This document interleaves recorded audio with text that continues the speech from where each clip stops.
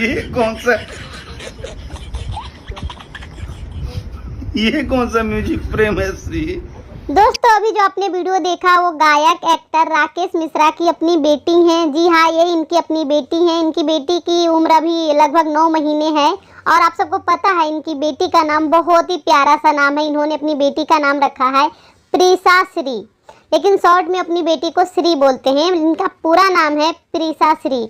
जैसा कि आप लोग देख सकते हैं इनकी पत्नी जितनी प्यारी है और जितनी गोलू मोलू है उसी तरह से इनकी बिटिया रानी भी एकदम प्यारी और अपनी माँ की तरह एकदम गोलू मोलू है। हम आप सबको बता दें कि राकेश मिश्रा की शादी को 4-5 साल हो गए, लेकिन फिलहाल उनको अभी एक ही बेटी है, आप लोग देख सकते हैं।